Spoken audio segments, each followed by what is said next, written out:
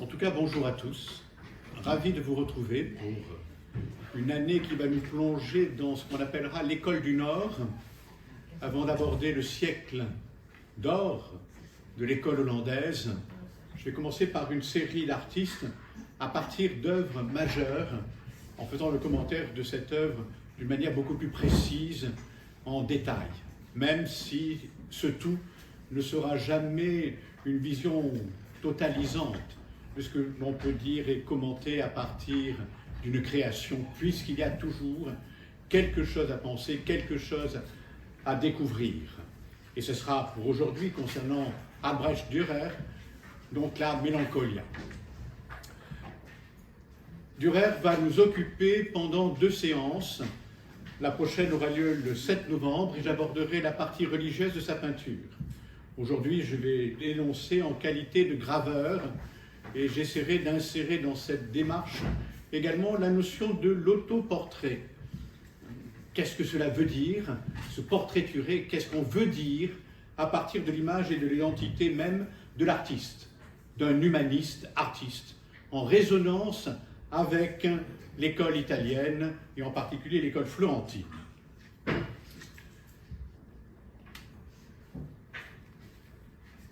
Albrecht Dürer, Nuremberg, une ville, un artiste. Le foisonnement, comme on vient de me le dire il y a quelques instants, de la ville de Nuremberg est extraordinaire. Lieu de la gravure, lieu de l'orfèvrerie, des artistes, des artisans. Il y a Luther qui magnifiera cette ville comme la Rome du Nord, avec le bon côté de Rome, en faisant référence aux antiques plus qu'à la démarche des souverains pontifes. Dürer est donc né en 1471. Il appartient à une famille d'orfèvres. Son père est orfèvre. Formé par son père au dessin et à la gravure, il apprend ensuite la peinture. Et il va découvrir, à travers différents artistes, en particulier Michael Wohlgemuth, et de ses propagateurs de l'école flamande aux Pays-Bas. Il faut savoir qu'il y a une véritable résonance, une liaison entre le monde de l'Italie et des Flandres. En 1490, il quitte Nuremberg pour les Pays-Bas et sans doute pour Colmar, lieu de résidence du graveur Schongauer, qui meurt peu avant l'arrivée de Dürer. Son œuvre à son époque consiste essentiellement en établissant des dessins, en particulier à travers des dessins que nous allons voir en ayant énuméré quelques dates fondamentales et essentielles de la vie de Dürer. Il va revenir à Nuremberg en 1493 et il va se marier. Il n'aura pas d'enfant. Sa femme ne le suivra jamais dans ses voyages, mais elle sera chargée de vendre ses gravures. Il va découvrir la ville de Venise, et ce sera l'élément majeur de son existence. Venise, l'Italie, en ses différentes principautés, dans ses royaumes aussi divers que riches, et dans ses foyers artistiques ô combien foisonnants, durant cette période du Quattrocento. L'Italie, effectivement, c'est la famille des Bellini, c'est l'émergence du siècle d'or avec les découvertes beaucoup plus tard du Titien et de cette réalisation qui va faire naître ce rapport de la peinture à l'huile en développement total dans cette production artistique qui va rendre à travers ce vernis la puissance de l'expression du regard et la finesse de la traduction des formes. De ce qui est majeur dans ce type de représentation, c'est le dessin. Et cette inspiration va faire de Raphaël le maître absolu, ô combien influencé par cet échange entre les deux artistes. Nous savons effectivement que Raphaël meurt en 1519 à l'âge de 37 ans et la mort de Dürer est de 1528. 1519, 1528, nous avons des échanges littéraires, des écrits entre Raphaël et Dürer. Et ça, effectivement, est très important pour recontextualiser. On n'est pas dans un monde clos qui ne serait que l'école flamande s'acheminant vers les grandes productions de différents artistes que nous verrons beaucoup plus tard, mais dans cette expression qui va être celle d'une mise en œuvre dans un contexte politique et religieux qui va être déterminant à travers les ruptures et l'apparition même avec cette différence entre l'opposition du Nord et du Sud à travers la religion et le début de la réforme protestante avec Luther. Calvin arrivant quand même beaucoup plus tard. De 1495 à 1505, il va demeurer à Nuremberg. Lorsqu'il est à Venise, il va faire un tour à Mantoue. Et à Mantoue, il rencontre celui que nous avons étudié l'an dernier, Mantegna, et ses références au monde de l'Antique, et en particulier aux ruines. Les références à l'Antiquité définissant même l'importance accordée également à la littérature antique, en particulier la littérature gréco-latine, ce qui définit bien ce qu'est un humaniste, celui qui fait référence à cet univers de la mémoire, de ceux qui accèdent à la connaissance à travers cette quête de la beauté que l'on retrouve effectivement dans les œuvres de Platon et tout particulièrement dans son ouvrage intitulé Le Timée. Tout cela est important à remettre en forme pour que nous puissions comprendre que Dürer va être un artiste qui va donner à penser et pas uniquement à voir. Ça ne sera pas simplement la satisfaction d'un regard, mais l'interrogation même sur le sens de l'humain, sur le sens de la vie et le rapport à la mort. Durant cette période, à la fin du XVe siècle, il va peindre une série de retables, également cette grande série de gravures appelée l'Apocalypse. En 1505, il est de nouveau à Venise, ayant fui Nuremberg où sévit une épidémie. À cette époque, il fait sienne la couleur vénitienne, le rapport de la couleur et en particulier avec les différentes soieries, brocards et différents tissus. Et dans le retable qu'il va réaliser, que nous verrons la fois prochaine, en particulier la fête du rosaire. Dans cette démarche-là, l'école italienne va se jouer dans la représentation du nu, Adam et Ève, un tableau qui se trouve à Madrid et que nous aborderons donc lors de la prochaine séance au mois de novembre. De retour à Nuremberg, en 1507, il revient à la gravure, réalisant ses principaux chefs-d'œuvre dans cette technique.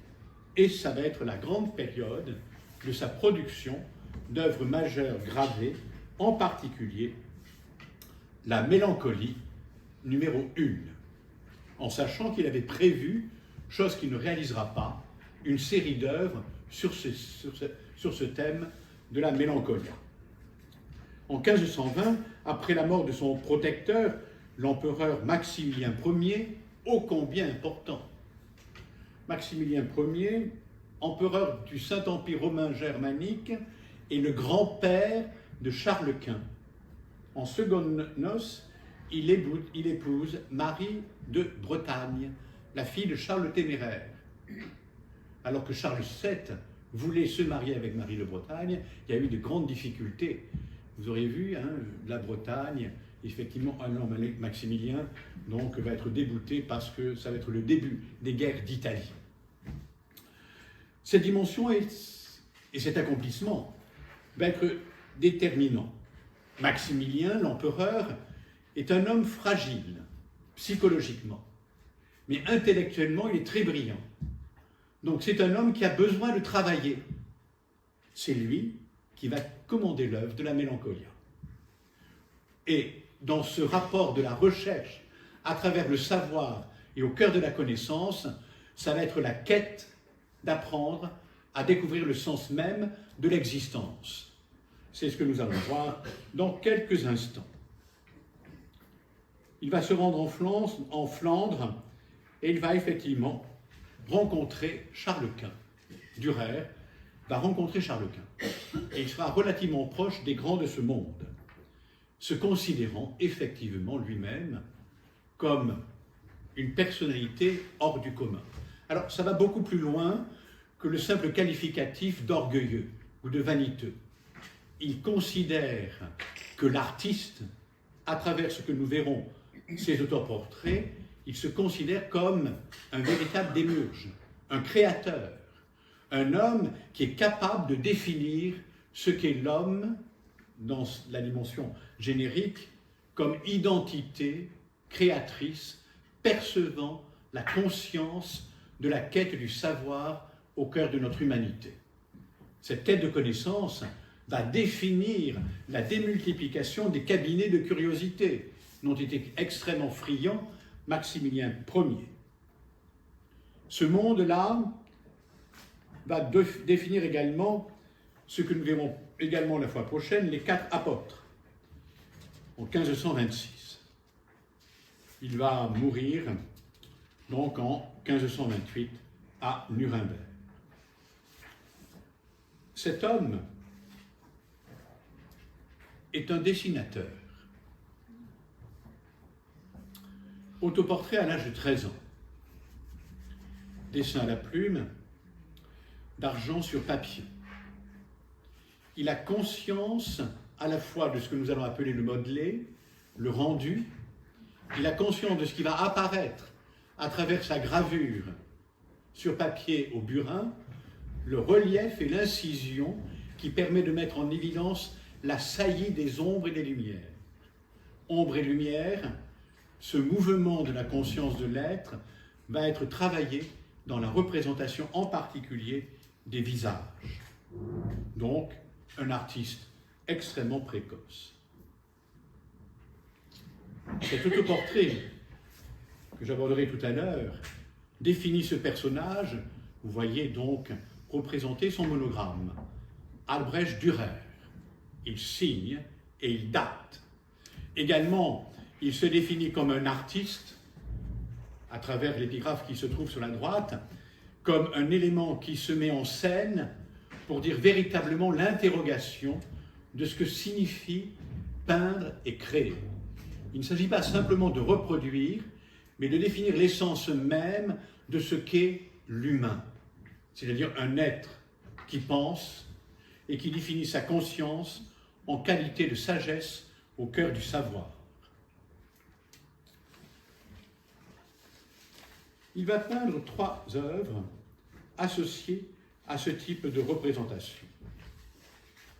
3 œuvres, donc nous avons la Mélancolia, nous avons le Chevalier, la Mort et le Diable, ici même représenté, donc de 1513. Auparavant, il avait fait une série pour orner, pour la Bible luthérienne, pour orner donc le passage de Saint Jean consacré à l'Apocalypse. Extrêmement intéressant, parce que les gravures ne sont pas au regard du texte, mais le texte est derrière la gravure. Ce qui est intéressant, parce qu'il faut voir l'image avant de voir le texte. C'est-à-dire que lorsque nous lisons, nous-mêmes, nous créons des images. Nous sommes dans une figuration donc du texte par l'interprétation du jeu du regard. En sachant effectivement que pour les artistes, bien sûr, le premier sens, c'est la vision. Ici, le cavalier en armure ne serait pas un héros vertueux. Pour certains commentateurs, c'est le complice de la mort et du diable. Il avance. Il avance avec cette association où l'on voit le diable et la mort. La mort qui est derrière lui et le diable qui est encorné, qui se trouve donc à la croupe du cheval. Nous avons toujours son monogramme, nous avons toujours le chien fidèle qui avance sans rien voir. Et on voit tout à fait au sommet l'apparition de différentes forteresses, tours, donc médiévales. On voit que la mort tient un sablier, le temps qui s'écoule. Le chevalier qui peut être considéré également comme un mercenaire, qui vend ses services pour définir la notion même des conquêtes. Là, il y a une référence avec les différentes principautés italiennes.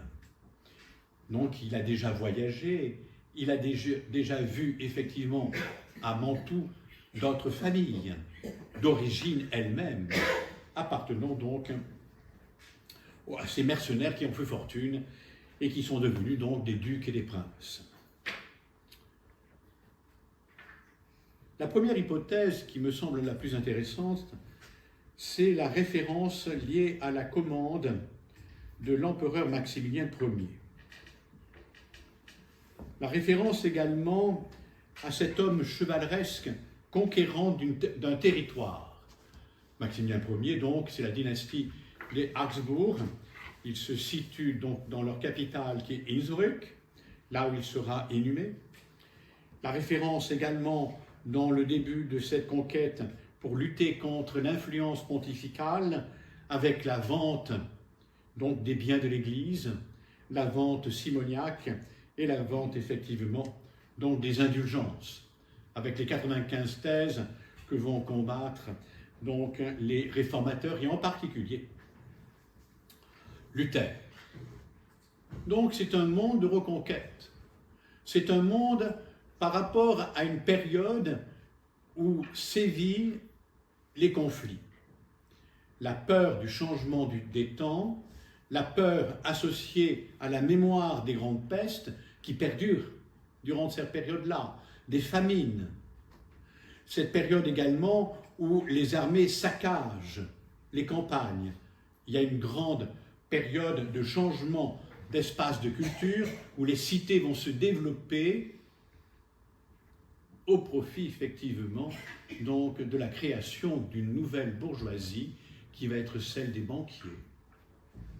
En pensant également donc à l'influence des banquiers florentins qui vont s'installer dans les Flandres, en particulier la famille Arnolfini, issue donc de la dynastie donc des Médicis. Nous voyons la qualité, la précision de Dürer. C'est un homme qui grave pour inciser l'expression de l'identité d'un personnage, d'un régime féodal qui arrive à sa fin.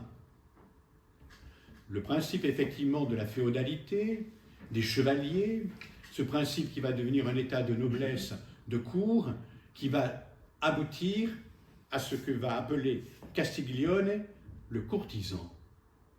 On va passer dans la demeure des princes, ayant laissé de côté les châteaux féodaux pour devenir des palais de prestige et de voirie, dans le sens le laisser voir la réalité des faits. Saint Jérôme dans sa cellule. Saint Jérôme, donc, ce personnage du IVe siècle qui va traduire la Septante en vulgate, en latin, c'est un homme de savoir, de connaissance, avec les thèmes ordinaires de ses figurations, avec l'animal un peu symbolique et le lion, avec la réflexion sur le memento mori que l'on voit sur la gauche avec la dimension du crâne. On voit un Christ donc sur son bureau, il est en train donc de méditer le temps, et ce temps est associé au sablier qui se trouve à côté du chapeau cardinalice. Bon, Saint Jérôme n'a jamais eu de chapeau cardinaliste, on l'a créé cardinal simplement parce qu'il était le secrétaire du pape Calixte. Et on l'a envoyé en Terre Sainte, donc à Bethléem, parce qu'il n'avait pas un caractère des plus délicieux, on va dire ça comme ça. Donc on l'a enfermé dans son travail. Et on l'a enfermé en tant que traducteur. Qui va traduire la Bible en langue allemande?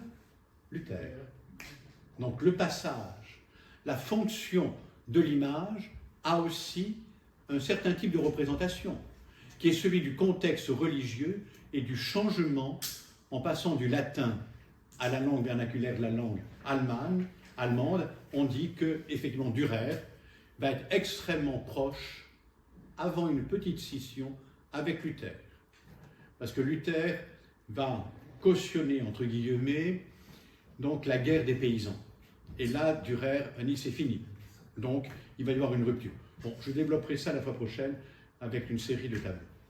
Donc, le traducteur dit cette manière d'interpréter à travers la traduction ce qu'est la notion du savoir, c'est de rendre cette aptitude à la connaissance livresque des Écritures, et qui ne sont plus le privilège simplement de l'Église institution. Bon, tout cela, bien sûr, ne se fera pas du jour au lendemain. Voici donc Luther, peint par Lucas Granach. Cette musique est absolument charmante. Rassurez-vous, elle ne va pas me réveiller. Le contexte, effectivement, nous permet de bien comprendre que la division qui oppose l'Église catholique avec la vente des indulgences étant destinée donc à la fabrique, c'est-à-dire à l'institution qui va reconstruire la basilique Saint-Pierre. La notion de vente des indulgences, c'était, pour faire simple, d'une manière légèrement caricaturale, l'accession au paradis. Ce qui n'était pas forcément des plus simples non plus, hein, parce qu'il y avait un dominicain qui disait que ce n'était pas forcément des plus notables, mais ceci étant dit, la corruption a gagné l'Église donc catholique durant cette période. Et Luther va révéler donc cette rupture et va rendre effectivement accessible le fondement même, non pas simplement dans la tradition, comme le veut l'Église catholique, Bible et tradition. Pour le monde luthérien, c'est la Bible qui prime. Donc, et la tradition, c'est la réception de cette écriture. Vous avez ici l'empereur Maximilien. La fécondité du savoir est associée à la grenade. La grenade, dans l'iconographie chrétienne, où on voit associer les représentations de vierges à la grenade, c'est la fécondité de la connaissance et du savoir, la démultiplication du monde chrétien. La grenade, insérée pour une œuvre religieuse, c'est l'image de l'Église. Ici, pour Maximilien, c'est la figuration de la démultiplication du savoir à travers l'abondance des graines. Portrait de Philip Melanchthon, qui était effectivement extrêmement associé à cette filiation. C'est un protestantisme que je vais qualifier de beaucoup plus poétique, de beaucoup plus littéraire et de moins politique que Luther. La mélancolie. Alors la mélancolie n'est pas forcément ce que l'on pourrait croire. C'est-à-dire, ce n'est pas simplement la langueur du temps ou un état dépressif tel qu'elle pourrait se définir d'une manière très sommaire, donc aujourd'hui. La mélancolie, cette mélancolia, date de 1514. Nous sommes toujours durant la période des guerres d'Espagne. Et nous sommes toujours pour le nord de l'Europe, en particulier dans les Flandres et dans l'espace germanique, dans une période de pénurie de blé, en manque de pain. Il achève cette œuvre, il a 43 ans, et il est au service de l'empereur Maximilien Ier depuis 2 ans. La commande vient donc de l'empereur. Il se consacre principalement donc à des gravures, celles que nous venons de voir. Et c'est alors qu'il réalise ses chefs-d'œuvre. La mélancolie, le chevalier, la mort, le diable et Saint Jérôme dans sa cellule. Les 3 gravures sont de petits formats, environ 25 cm sur 18. Et vous allez voir que toutes les 3 abordent le même thème. Elles traitent du sens de la vie. Elles traitent de la perspective de la mort. Et nous savons que Dürer est un homme qui traverse des phases mystiques importantes. Comme ses contemporains, le jeune artiste de Nuremberg est habité par la foi tourmentée qui précède et annonce la réforme.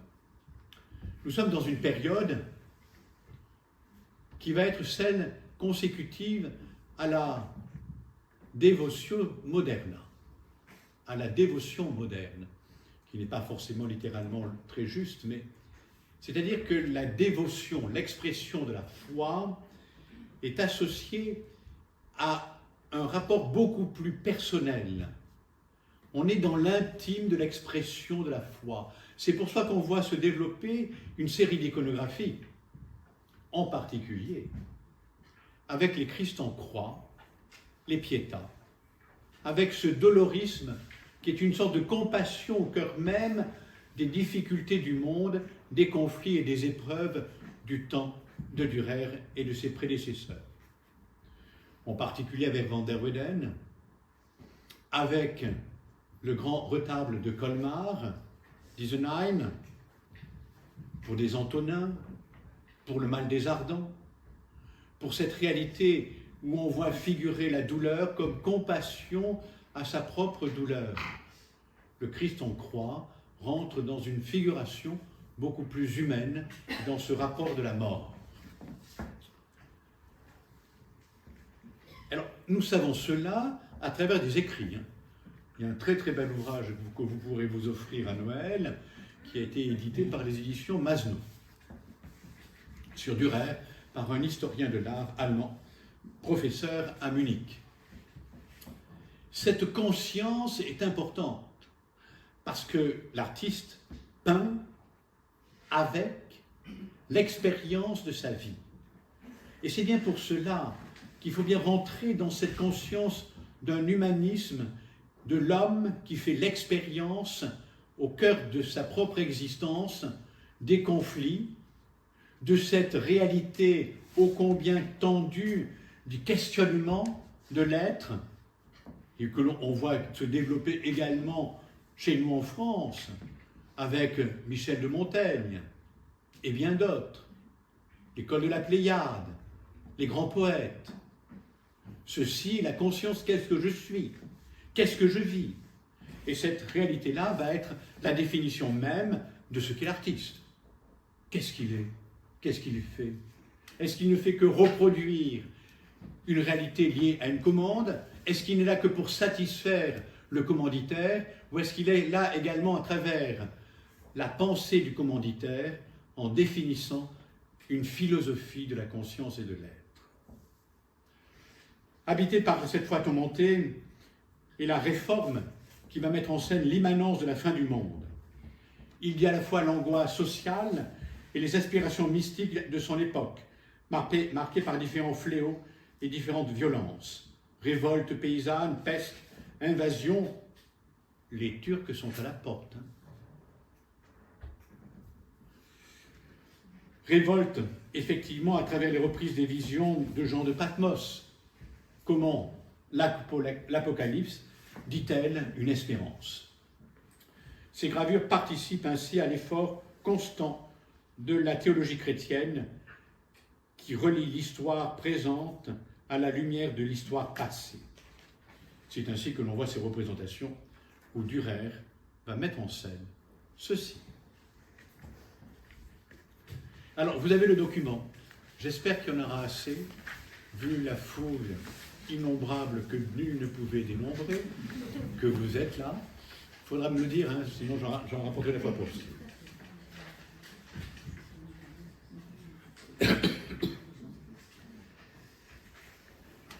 La raison est-elle au service de l'action? Sujet. Les philosophes qui sont dans cette auguste assemblée pourraient venir échanger et prendre la parole. Qu'est-ce que penser? La femme est une allégorie. La couronne de feuillage qui ceint son front, les ailes qui ornent ses épaules, montrent qu'elle appartient au monde des symboles. Ça veut dire qu'elle ne suffit pas à elle-même, elle dit beaucoup plus que ce qu'elle représente. Les objets qui sont autour d'elle disent clairement qu'elle symbolise la raison au service d'une action. La spéculation est-elle véritablement authentique et vraie sans la lumière de la foi? Qu'est-ce que créer? Qu'est-ce que dire cette pensée? Parce que cette femme tient un compas. Alors, le compas, j'ai dû le mettre beaucoup plus loin, voilà. La référence, elle est là. Vous avez vu, le compas, c'est Dieu architecte du monde dans cette Bible moralisée de la fin du XIIIe siècle qui se trouve donc à la Bibliothèque nationale de Vienne en Autriche. C'est-à-dire que c'est donné forme. Et lorsque la dimension d'un Dieu se définit comme créateur, cette forme devient harmonie et équilibre. Donc la grande question de l'artiste, parce que c'est une allégorie de l'artiste qui est représentée ici, qu'est-ce que je crée et pourquoi je crée? Pour dire quoi? Simplement pour faire et pour produire une sorte de figuration? Parce que la beauté ne se contente pas simplement que d'être belle, mais elle dit la conscience d'une pensée qui dit le vrai, le beau et le bien. Nous avons là, effectivement, cette conscience que nous retrouvons chez les philosophes grecs et aussi chez saint Thomas d'Aquin, qui s'inspire, lui aussi, des philosophes grecs, au XIIIe siècle. Ce compas, la sphère, au premier plan, nous avons un polyèdre, un peu plus loin derrière, le chien, ce chien alangui, ce chien qui dort. Nous avons une sorte d'encensoir ou de brûle-parfum entre le chien donc, et la sphère. Un tableau avec des chiffres, sous une cloche, la cloche du temps. La cloche, également, est une métaphore de ce qui sonne et qui chasse le mal. Les chiffres, c'est les tableaux de Pythagore. C'est cette conscience qu'il n'y a pas d'harmonie sans mathématiques et sans la manière de penser et d'ordonner le monde. Au-dessus de cette allégorie, de cette femme, qui représente à la fois le questionnement, parce qu'elle est là alanguie, son regard est éperdu d'absence. Cette force de vie interroge quelque chose qui est aux faces d'un monde qui semble s'écrouler. On a un cartouche, ou pour certains on pourrait dire un phylactère, pour les puristes qui se trouvent au fond de la salle. Mélancolia. C'est une chauve-souris qui tient ce titre. Un oiseau nocturne de nuit. La connaissance du savoir doit être un espace de lumière au cœur de la nuit qu'il faut chercher dans l'aurore de l'étincement d'une connaissance. Là, cette étoile filante, donc c'est le monde de la connaissance. C'est le monde également de l'astrologie, associé à l'astronomie. On s'interroge comment les éléments de la nature peuvent définir la notion d'un futur. Et ce n'était pas simplement un ésotérisme, c'est une manière d'appréhender la connaissance du monde. Peut-être une allusion à la comète de Halley, parce qu'elle est passée par là durant cette période, il semblerait. Si on poursuit, je vais vous montrer quand même quelques détails, voilà. Alors, excusez-moi, mais là j'ai des problèmes avec mon ordinateur et puis l'appareil photo, les photos sont nulles et très mauvaises, vous pouvez le dire allègrement. Donc, elle tient un compas, mais elle ne fait rien. Le fait de se tenir, dans l'iconographie chrétienne, il y a des personnages qui se tiennent la tête. Là, elle a le poing fermé. Ça veut dire qu'elle s'interroge. Si on fait une référence aux nativités, Saint Joseph s'interroge avec la tête en disant « Mais qu'est-ce qui m'arrive? Dans quelle galère je suis tombé ?» Au-delà du trait d'humour, il s'agit effectivement de l'interrogation du pourquoi. Après le comment intervient par la suite. Qu'est-ce que je fais et qu'est-ce que je définis? On voit qu'il y a d'autres questionnements qui apparaissent. Alors, je peux vous dire que durant cet été, j'ai lu beaucoup de commentaires. Il y a à peu près une centaine de commentaires sur la mélancolie. Il y a une exposition dans les années 1997, je crois, donc à Paris, sur ce sujet. Et l'abondance de ces commentateurs est extrêmement prodigieuse. Ça veut dire que c'est une œuvre palimpseste. Plus vous grattez, plus vous avez des éléments qui apparaissent. Ça veut dire que ce qui est très intéressant, c'est qu'on ne peut pas enclore dans une seule définition la richesse d'une œuvre artistique. Si ça donne à penser, et si cette pensée évolue, c'est bien cela qui est posé comme question aux générations futures à travers le commanditaire Maximilien Ier et Dürer. Parce que l'artiste donne à voir pour donner à vivre. Cet artiste-là, donc, c'est également un autre élément qui peut apparaître, c'est le désespoir de la raison. Elle apporte sur le sens de la vie une réponse moins ferme. L'œuvre représente donc cette beauté effacée, jeune, aux formes lourdes, vêtue d'une somptueuse robe et assise à même le sol, sur un gradin. Elle dort, elle est éveillée, elle somnole. La femme, ici, a du mal à construire son monde avec ce compas. Elle est en attente d'inspiration. Et cette attente d'inspiration va se définir par l'association de l'ange. L'ange, c'est celui qui porte une parole divine, associé à la balance de la justice qui ajuste le temps et la raison de l'esprit. Avec le sablier qui compte le temps à travers la cloche qui sonne les heures, à travers ce tableau de Pythagore qui définit la conscience d'un monde à construire. Il y a effectivement cette échelle et l'arc-en-ciel.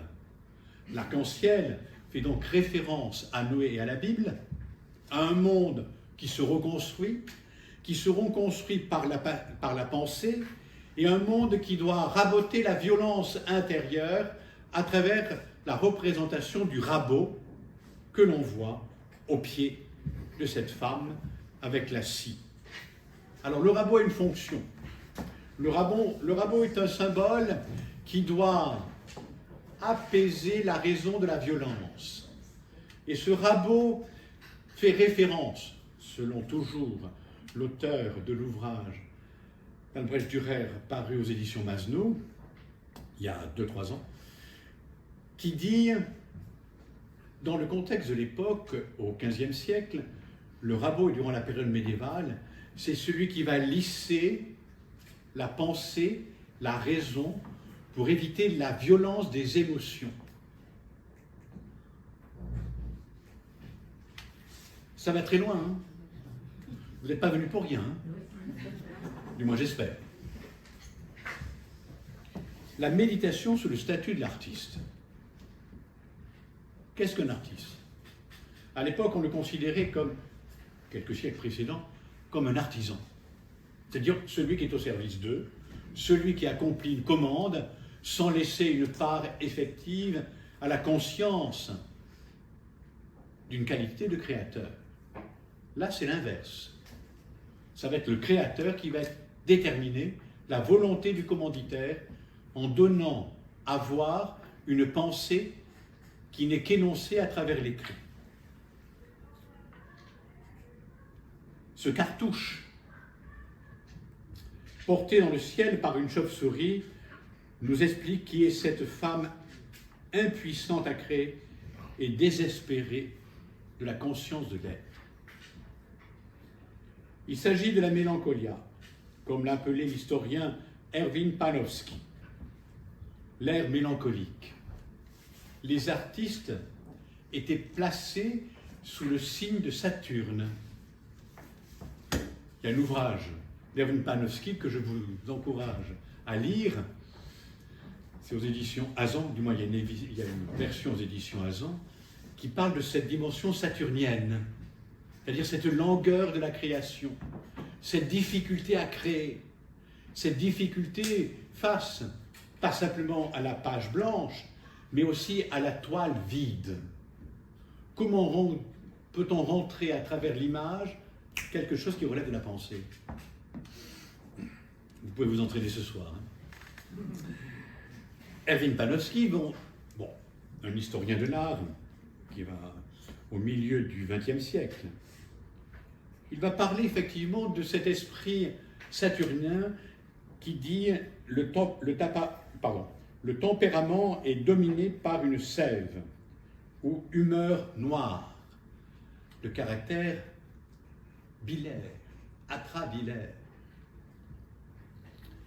La bile qui est placée sous l'influence de Saturne, maître du froid, de l'obscur.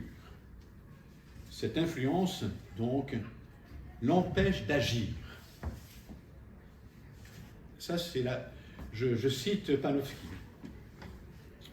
Le Saturnien est au pire un paresseux, au mieux un velléitaire. La femme qui médite, au lieu de saisir les outils de la création, est bien une mélancolique. Outre l'inscription du cartel, la chauve-souris qui tient celui-ci indique qu'elle appartient au monde de la nuit. Un monde donc qui est nocturne. Le ciel noir au-dessus du littoral est d'ailleurs un ciel de nuit, avec les stries donc liées au burin du graveur. Le ciel est éclairé seulement par la fulguration d'une comète et par la lumière d'un arc-en-ciel.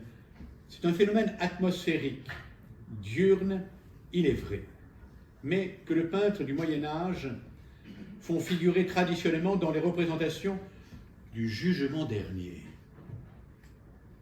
Il y a donc quelque chose concernant les fins dernières,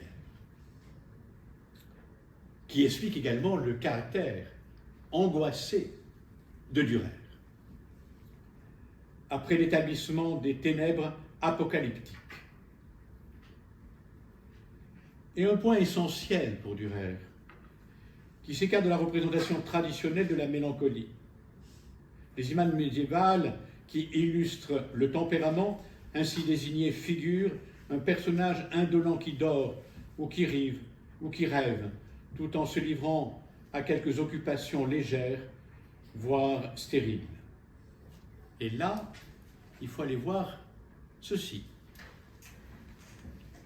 Lucas Cranach l'Ancien. Alors, Lucas Cranach l'Ancien, c'est le prototype du protestant en qualité de peintre. Et dans le monde protestant, le travail a une valeur qui relève de la vertu. Il n'y a pas de place à la langueur et à la mélancolie. On voit que ces petits Angelo Putti ne sont pas forcément des Angelo ou des Putti, mais qu'ils agitent le chien qui conduit à l'infidélité. Chien fidèle, agitation conduisant à l'infidélité. On voit une femme qui est en train de tailler, d'affûter un roseau. Le geste ô combien inutile. Et on voit des visions qui apparaissent dans ce ciel nuageux, recevant une thématique mettant en scène des érotisations de la vie. Donc l'occupation des déchaînements de l'esprit avec les noirceurs de celui-ci.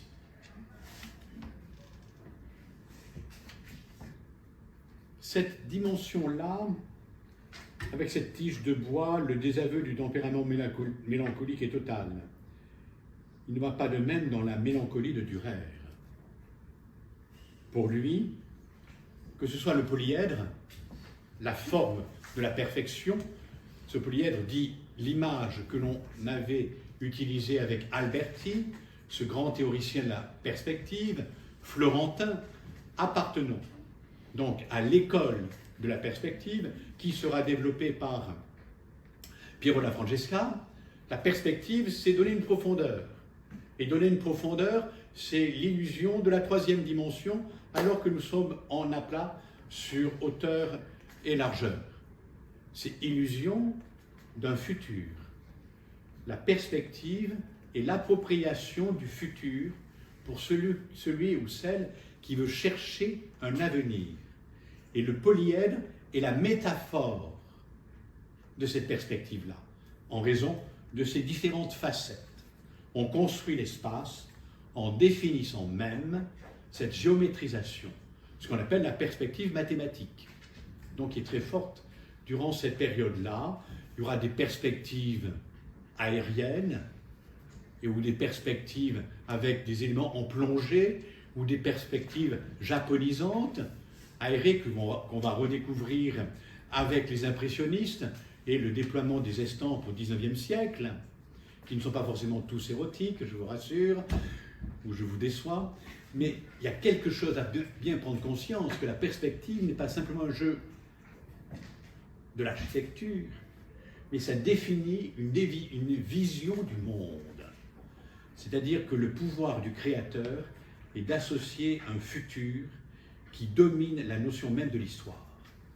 C'est-à-dire que la perspective dit un avenir qui se construit. Et ce polyèdre est la métaphore de cette perspective-là. Donc on voit que l'artiste, parce que la place extrêmement volumineuse qu'il donne à ce polyèdre, dit la clé essentielle d'une des lectures que l'on peut faire. C'est-à-dire une lecture qui est de construire un monde nouveau, au-delà de la langueur, de l'angoisse, de la peur. Il faut construire un monde nouveau qui élève la conscience à travers la représentation de l'échelle. Échelle qui fait référence à l'échelle de Jacob et qui fait référence à d'autres iconographies, plus religieuses cette fois-ci, avec la messe de Grégoire le Grand, où on voit dans certaines représentations, on voit Grégoire le Grand, pape, en train de célébrer la messe, et on voit le Christ sortant de son tombeau, et à droite, on voit une échelle, c'est-à-dire l'accession à la conscience de percevoir ce que l'esprit ne peut pas englober, c'est-à-dire l'idée de la résurrection. L'esprit humain ne peut pas tout englober dans l'ordre du savoir. Il y a une part qui relève de la foi, c'est-à-dire du pari, de la conscience, qui définit même cette capacité à exister et à partager. Combien de temps me reste-t-il avant de vous libérer? Bon, une dizaine de minutes, je vais peut-être dépasser légèrement, mais ça pour votre plus grand plaisir, bien sûr. On se fait des illusions, autant le faire jusqu'au bout. Qu'est-ce que l'artiste? Donc, je vais essayer de dire quelques mots concernant cette figuration. L'art de l'autoportrait. Cet art de l'autoportrait est un petit peu déterminant dans la manière de concevoir ce qu'est l'artiste. L'autoportrait, donc, apparaît en Italie et va se développer à Jan van Eyck. Jan van Eyck, Barthélemy van Eyck, ça vous dit quelque chose? Gand, l'agneau mystique, ok, on y est. Donc, on a une figuration qui est celle de la précision du naturalisme. Bon, j'espère que vous voyez tous l'agneau mystique, la notion même du paradis, la précision donc aussi précis qu'un botaniste décrivant les différentes fleurs au nombre extrêmement impressionnant. Préciser la vérité de la nature, c'est préciser la conscience de celui qui voit. Et l'artiste joue un rôle déterminant. Il n'est pas l'exécuteur ou l'exécutant, il est le créateur. Et faire l'autoportrait, c'est dire véritablement l'importance accordée à cette création. Donc nous sommes au début du XVe siècle, il y a d'autres artistes qui vont se portraiturer, mais là, il y a un être qui va être déterminant et qui va être le modèle de la grâce et de la beauté. C'est Raphaël. Alors on pourrait dire, c'est beau, c'est charmant, on pourrait passer à autre chose. Eh bien, pas forcément tout de suite. Parce que Raphaël et Dürer ont correspondu. Et on a beaucoup d'écrits de penseurs, de théologiens, qui définissent l'autoportrait comme une figuration d'un modèle qui fait référence à l'antique. Ça veut dire quoi? Le monde antique a cultivé la beauté à travers la statuaire grecque. Essayez de revoir quelques sculptures de Praxitèle, la perfection du code de la beauté où la tête est reproduite 7 fois à l'intérieur du canon donc, de la sculpture. Donc c'est ce qu'on appelle un module, puisque Le Corbusier appellera plus tard le modulor. Donc 7 fois, vous avez la tête qui donne forme au corps dans sa totalité. Ça veut dire qu'il y a une perfection qui est liée aux mathématiques, c'est-à-dire à l'harmonie des formes. La beauté, donc, se définit par une conscience de la maîtrise des formes. Raphaël a déployé ce que l'on pourra appeler la notion de la grâce. Mais la grâce n'est pas une réalité mièvre, version il est gracieux. La grâce, c'est dire la conscience que le corps dit la perfection liée à la raison et à la pensée. Ce qui prime, ce n'est pas l'homme dans sa beauté esthétique, mais l'homme dans sa beauté de conscience et dans sa capacité de penser, c'est-à-dire de construire l'humain et de penser l'humain, dans sa valeur, dans sa dignité, dans sa structure politique, avec la création de la démocratie, on voit très bien également dans différents écrits cette figuration. Comme Castiglione, ce courtisan, Castiglione dit bien que la beauté est associée à la fois au sérieux de l'être, à la modestie, et ceci avec des manières parfaites. C'est l'équilibre d'une pensée qui se donne à voir, c'est-à-dire un être qui a conscience dans sa totalité d'harmoniser la création à travers la perfection, qui n'est pas une perfection morale, mais qui est une perfection de cette conscience-là. L'artiste et l'œuvre, le beau Raphaël et cette belle œuvre ne font qu'un. Ceci est décrit par Vasari, l'historien de l'art, qui va publier donc son ouvrage sur les artistes, les peintres et les architectes, à partir de 1557, pour les premières éditions.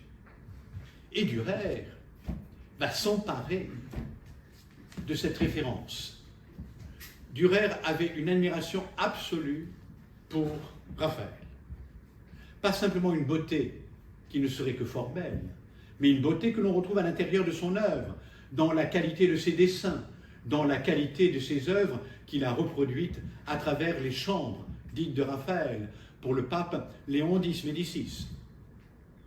Cette conscience-là est de donner à voir pas simplement un visage, mais un être.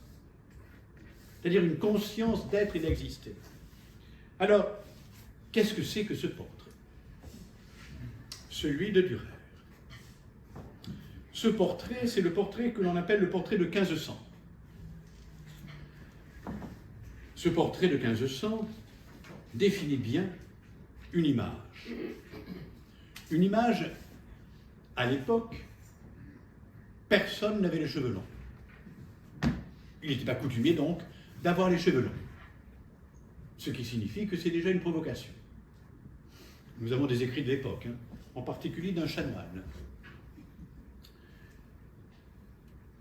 Le peintre de Nuremberg a laissé quantité de documents personnels, avec des portées significatives, qu'il a incontestablement écrit pour la postérité.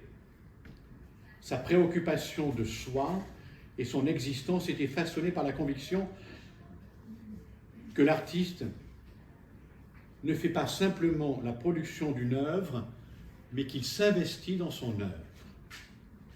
Les sources révèlent ces incessants efforts pour mieux se comprendre et pour gagner plus d'assurance. Je vous rappelle que c'est un homme qui n'a pas confiance en lui et qui est angoissé. Ce souci de soi, cette courasouis, s'énonce pas simplement dans les textes d'autoréflexion qu'il rédige en continu. Il exprime aussi la manière de définir cette notion fugace, des fragments qui témoignent le temps à l'œuvre au cœur de la représentation de son visage.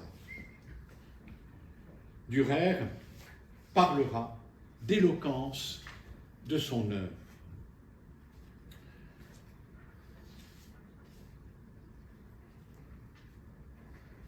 La référence, elle est là.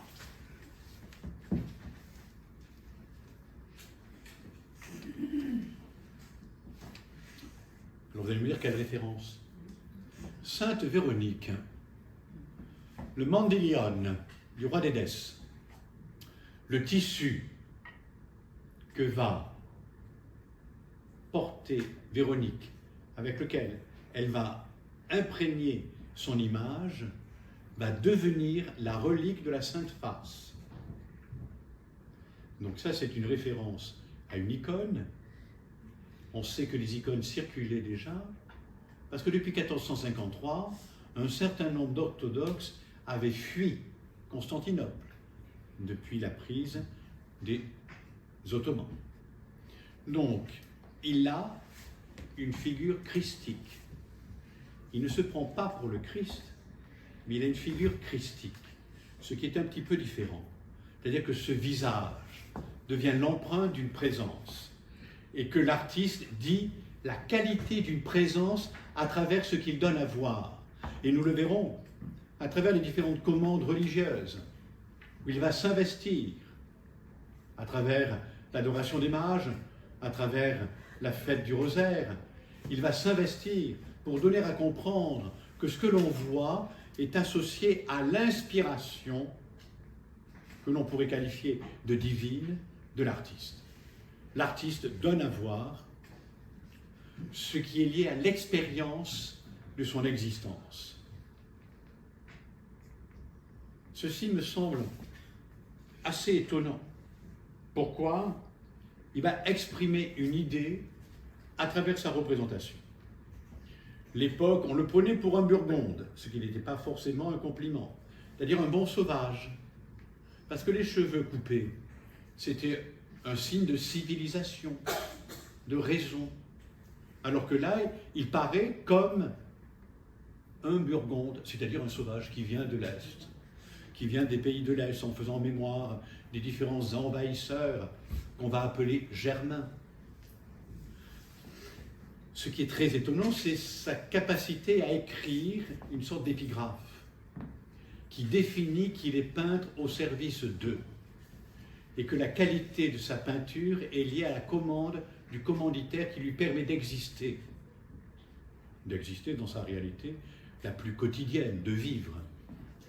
D'ailleurs, à Nuremberg, il y a une très belle maison qui était son atelier, qui a été restaurée il y a une dizaine d'années. Cette conscience-là nous permet de comprendre effectivement que cette période du XVIe siècle est la période de l'identité de l'artiste, issue de Raphaël, associé avec cet autoportrait au gant qui fait de lui un courtisan. Comme Titien avait peint Castiglione, on devient courtisan, c'est-à-dire on devient au service des grands. Et être au service des grands, c'est peindre la réalité de cette identité, de cet homme qui savait être un maître de cour, mais qui restait à certains moments très indépendant. Ce que l'on voit également, non pas dans l'ordre d'un autoportrait, avec celui de Michelangelo Buonarroti. Ce portrait est inachevé. Et on voit la force et la volonté de celui qui est sculpteur, d'abord, avant d'être peintre. Cette volonté d'un regard qui dit ce caractère déterminé de la conscience. André Dürer, autoportrait. A-t-il un problème de santé? Pour la partie gauche, est-il en train de montrer son foie et le caractère atrabilaire du saturnien? Je ne sais pas. Les médecins qui sont dans la salle...